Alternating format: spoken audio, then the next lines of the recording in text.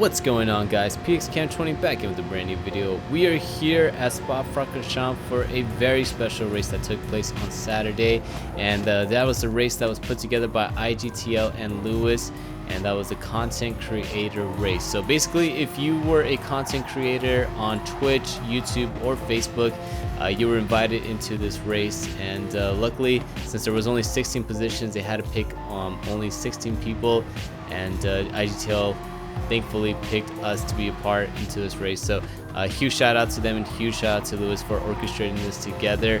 We're gonna have a lot of fun here. We're gonna see what we can do against some of the fastest guys in the world and some of the best content creators, as we are now in our qualifying. So for the race and for qualifying, I decided to pick the 911 as that was the car of choice for me, just because it felt a lot more stable than some of these other cars that were ran here. So the R8 was a really big popular of choice car, the Corvette, and as well as the Peugeot RCZ. But for me, I decided to pick the 911, and luckily Cyrus up ahead decided to pick the 911 as well. So we're gonna see what we can do here with this car as we head into our first qualifier lap. So into the source, we decided to follow along adventure racing. As you already know, the deal with qualifying, slipstream is very, very important, especially around Spa-Francorchamps. You can easily lose about half a second or even 6/10 of a second if you don't get into the slipstream of another car.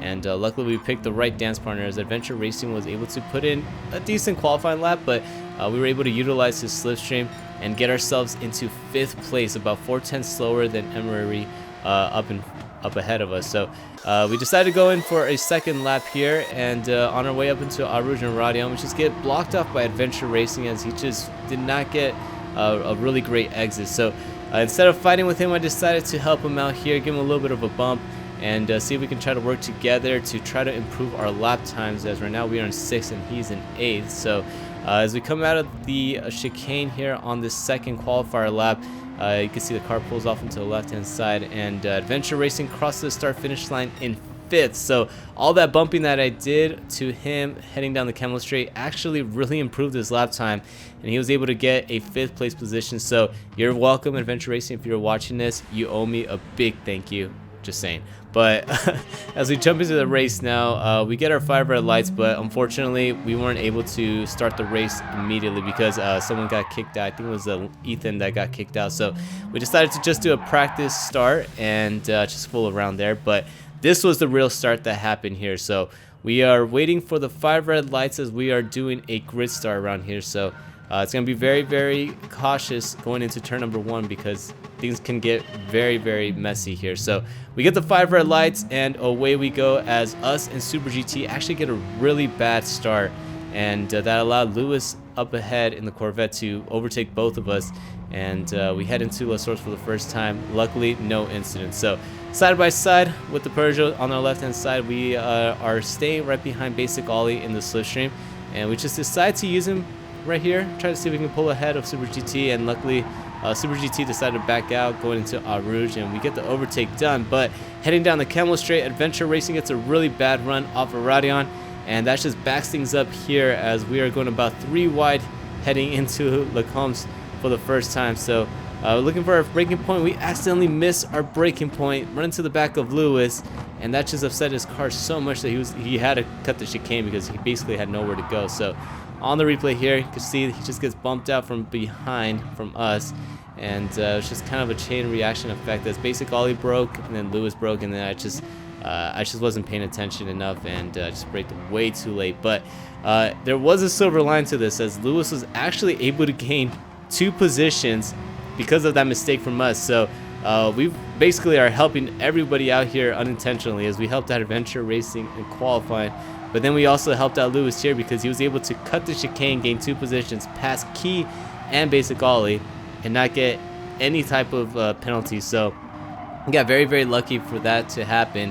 And now, luckily, everything kind of gets sorted out here as we get a really great run on Super GT. So on the right-hand side, as we head into Blanchimont, we're just trying to make a little peek on the right-hand side, but he's pinching us down right next to the grass.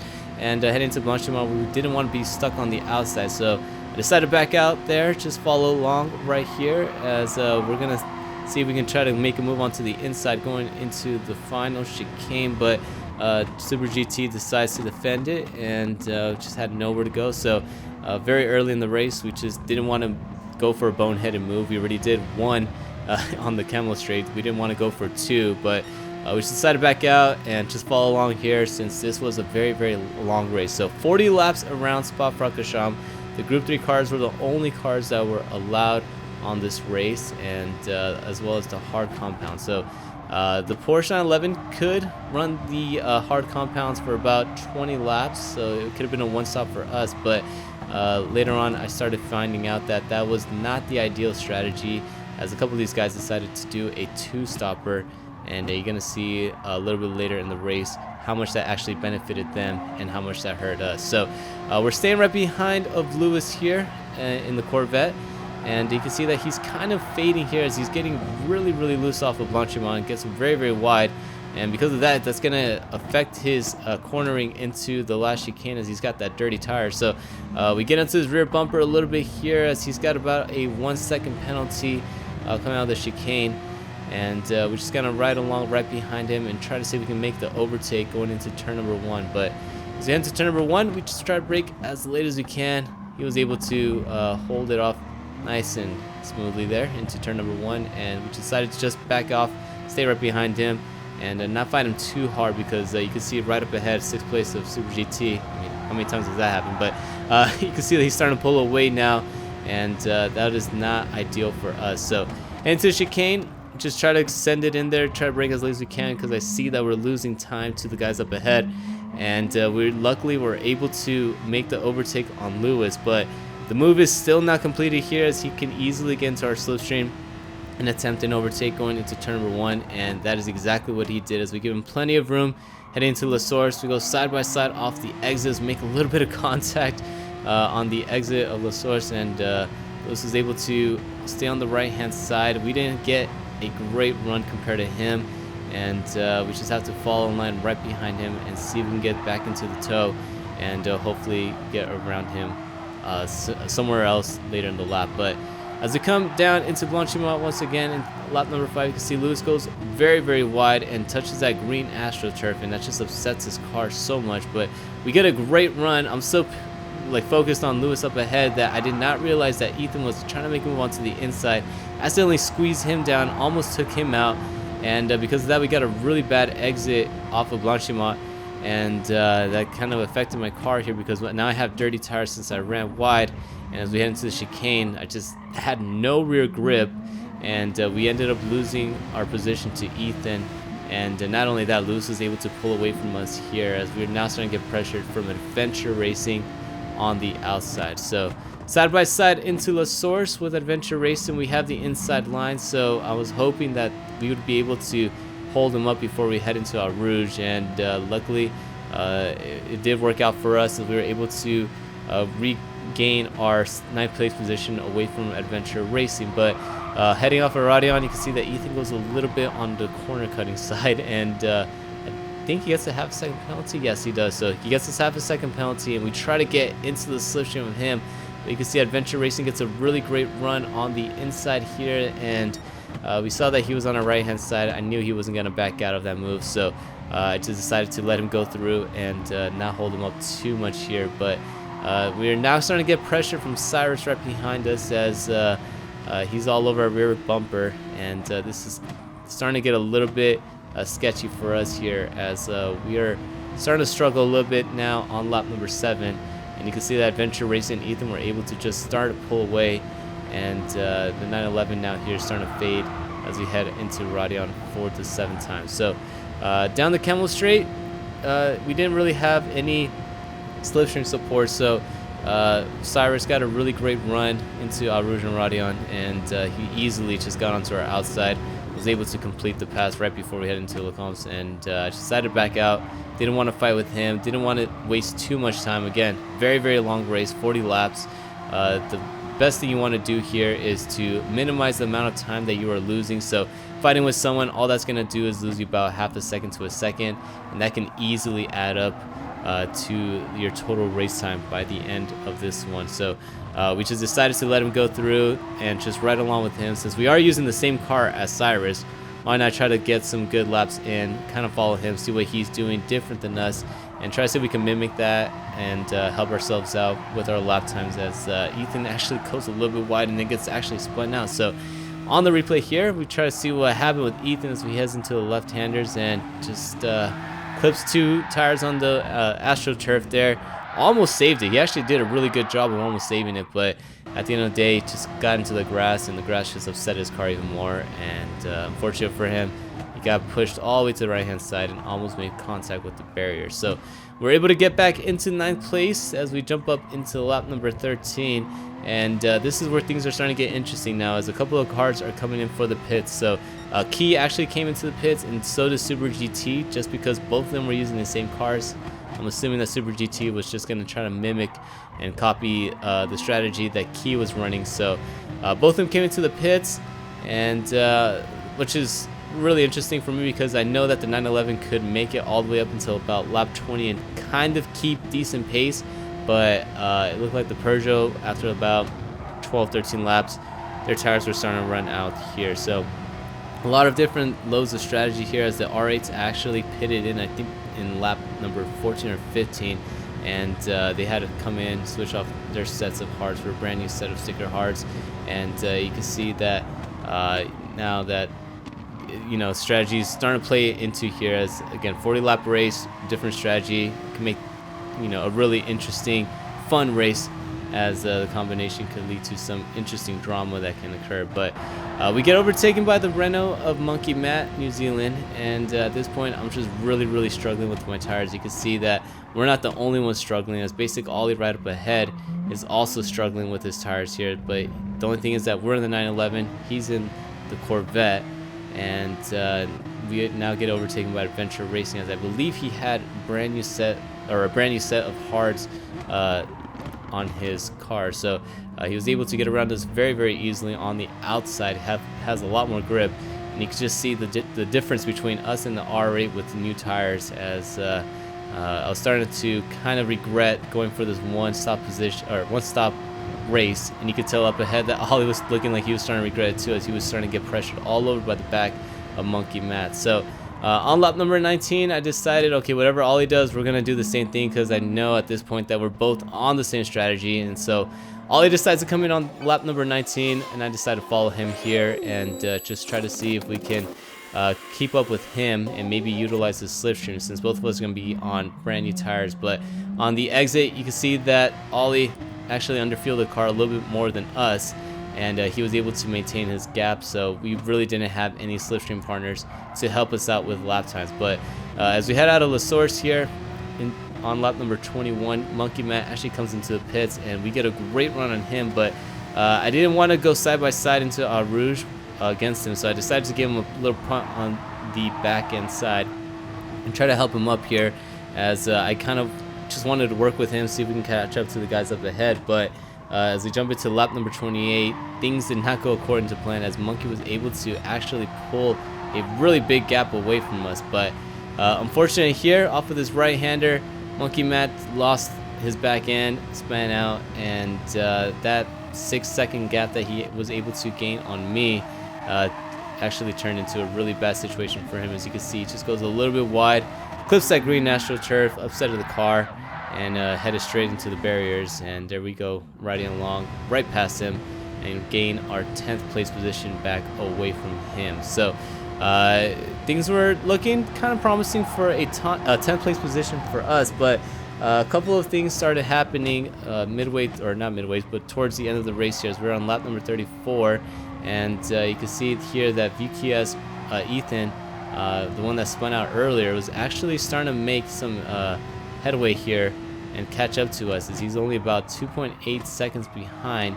And jumping into the lap number 37, the Porsche was now starting to really struggle on the tires, and Ethan was catching up to us very quickly. I think Ethan decided to do the 2-stop, and you can see how much it was actually working out for him, as he was able to just close the gap on us, go into the inside of the Camel Straight.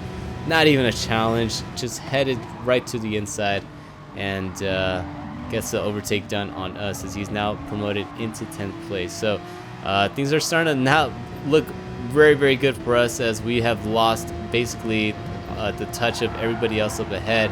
And you can see that we are now stuck in 11th place as Ethan was able to just pull a 2-second gap out of nowhere away from us in just a matter of 1 or 2 laps. But not only that, now Monkey Matt has caught up to us as well, and he was able to get a great run down the Camel Straight, go onto our inside, brake later than us, and he was able to complete the overtake and stay right ahead of us here as we come into the middle part of lap 39. So at this point, I was just kind of had to throw everything to the wall and just kind of race my way as hard as I can to see if we can at least try to finish in 11th place position. I didn't want to finish all the way in 12th, as I know it's a one position different, but to me that meant a lot as I wanted to finish as best as I could. But on the final lap here, Monkey was able to just kind of build a gap here about 1.5 seconds.